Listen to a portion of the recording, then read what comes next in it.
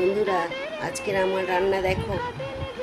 ভাত, করলা ভাজা, আলু ভাজা, পটল ভাজা, ডাঁটার ঝাল, মোচার তরকারি, ভেটকি মাছের ঝাল আর আমের টক।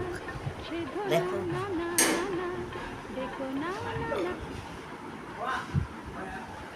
কেমন হয়েছে। তো যদি তোমাদের ভালো লাগে তবে লাইক করো,